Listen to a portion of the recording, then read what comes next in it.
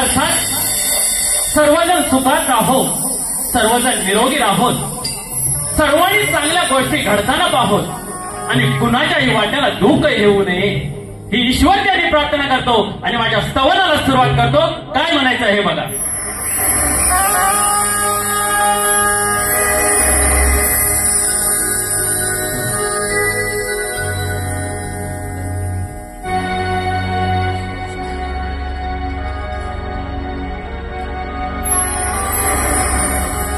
जीव हे धडधड माझ, मन हे तडफड माझ, जीव हे धडधड माझ, मन हे तडफड माझ. कोण म्हणतोय? कारण मी शक्तिवाला म्हटल्यावर एका स्त्रीची बाजू मांडतोय. ज्यावेळी एखाद्या आपल्या आई बापाला आपल्या मुलाची गरज असते, शेवटच्या क्षणी तो मुलगा आपल्या आई बापाला सोडून जातो. म्हणून आई काय म्हणते आम्हाला स्तवनातून सांगायचंय. जीव हे धडधड माझ, मन हे तडफड माझ, जीव हे धडधड माझ, मन हे तडफड माझ. अरे आई बाप नाही जीवनाला, आई बाप विनार्थ नाही जीवनाला. लेकरा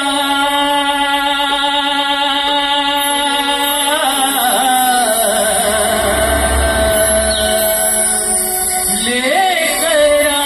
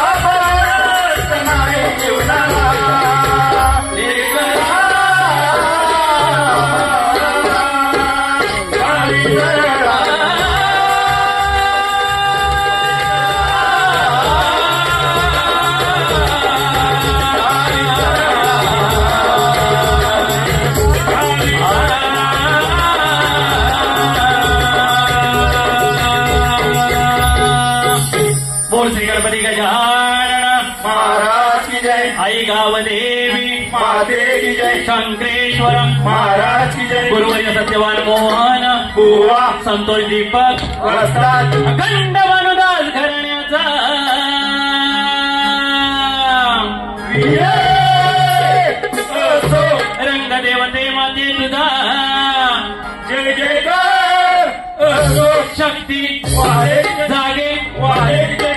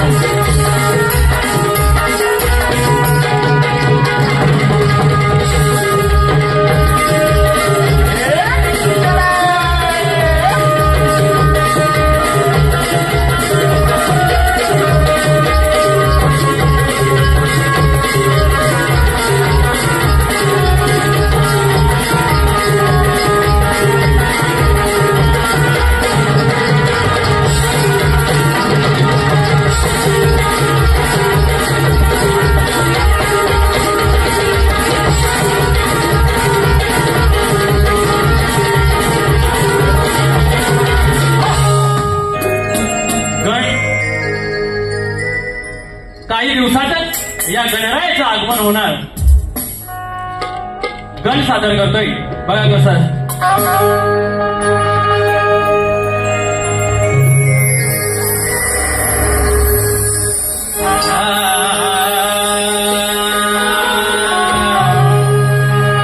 अरे रिमझिम पाऊस पडत होता, रिमझिम पाऊस पडत होता, मध्येच गार वारा वाहत होता. अरे मोर पिसारा फुलवून खुई खुई नाचत होता. आणि हे गणराया तुझा हा भक्त तुझीच वाट पाहत होता.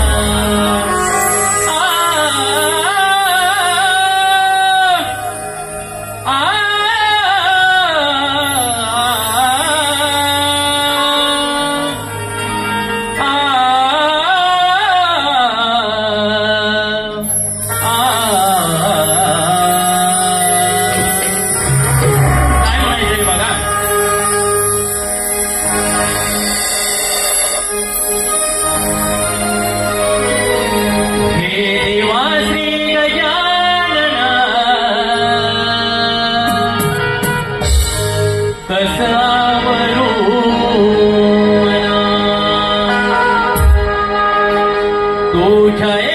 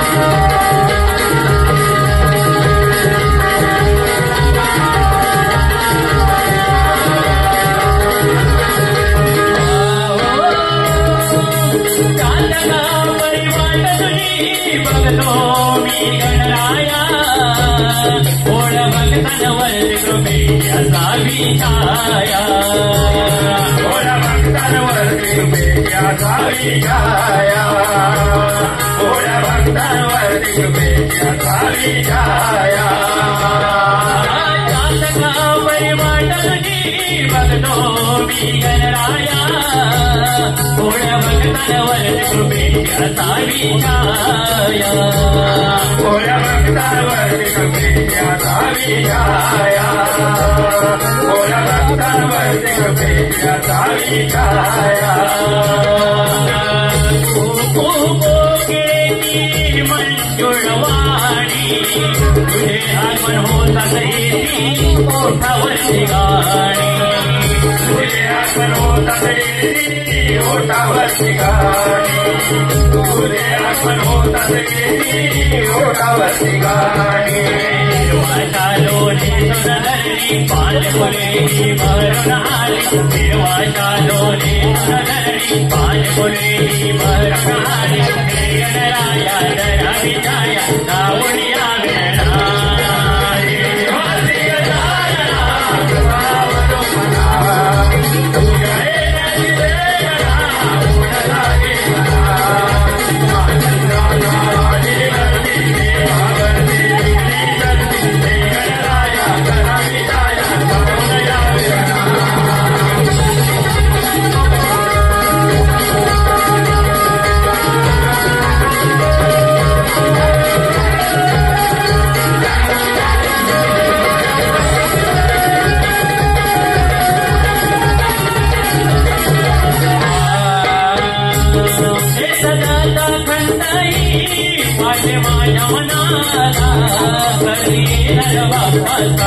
माझ्या घराला घरी नर बाप्पा माझ्या घराला घरी नर बाप्पा माझ्या घराला पिवळ पितांबरने सोनारी त्या बिंबसोनी देवा उंदिरावरी यावे बसोनी देवा उंदिरावरी यावे बसोनी देवा उंदिरावरी काळाचा तो कर्दन काढ शिव पार्वतीचा तो हवाड काळाचा तो कर्दन काढ शिव पार्वतीचा तो हवाड श्री गणराया दरावी छाया दावणिया विणला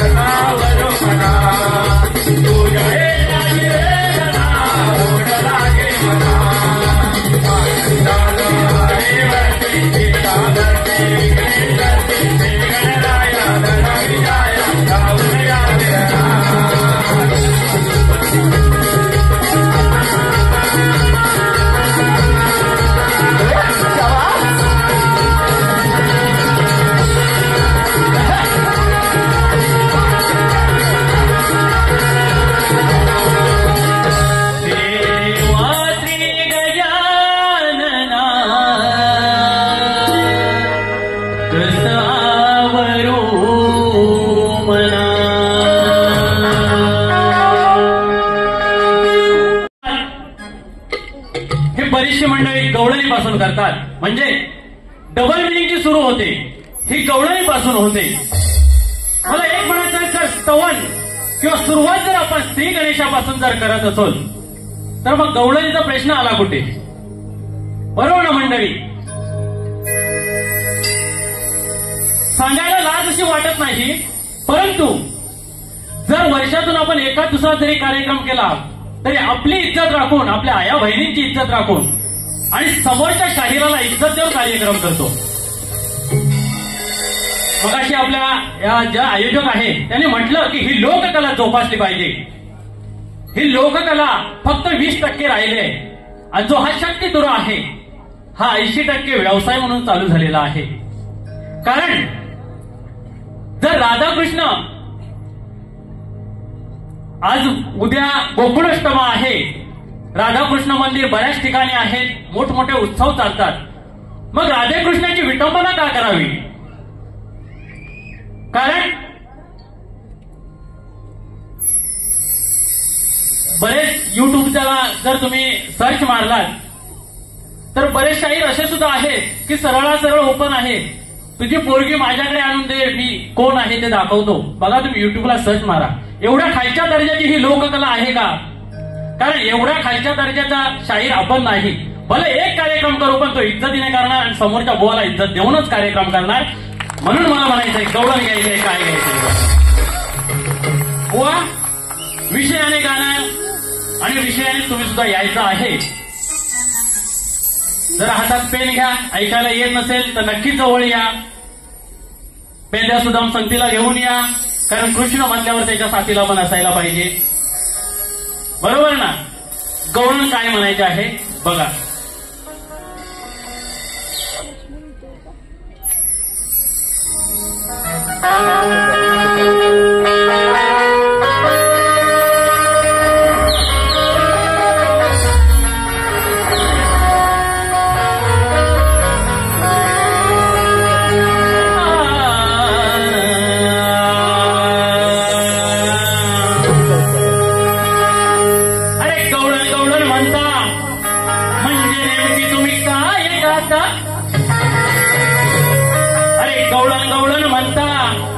म्हणजे नेमकं तुम्ही काय गाता?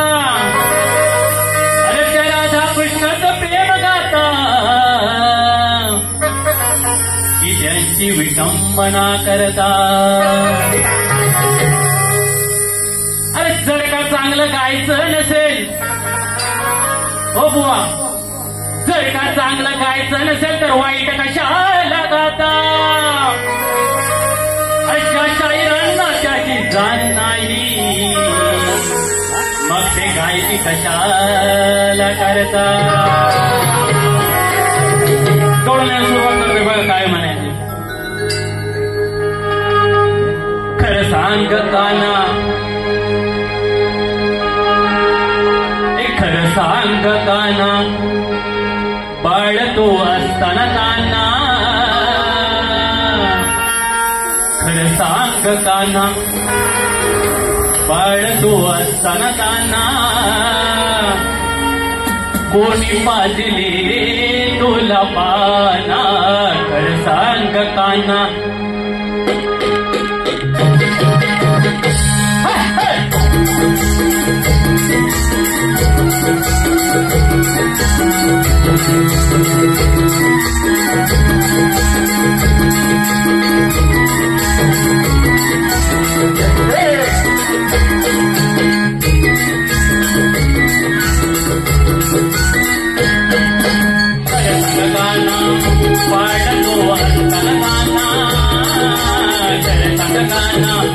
बाळ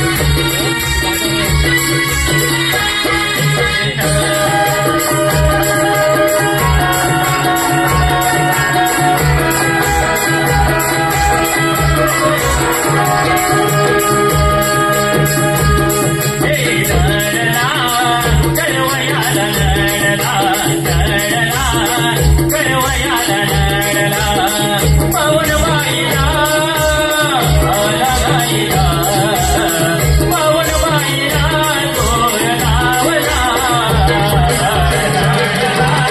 कडवयाला नडला नडला कडवयाला नडला पावन बाईला आला गाईला पावन बाईला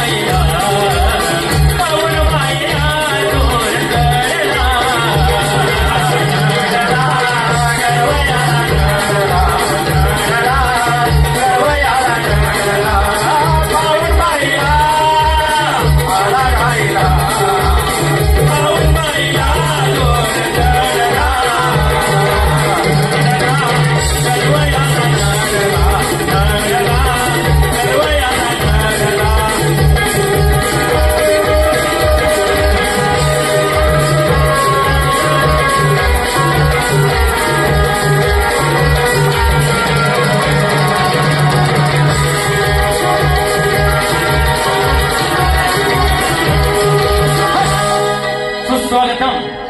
तुरळशाही आमची प्रथम बारी संपली.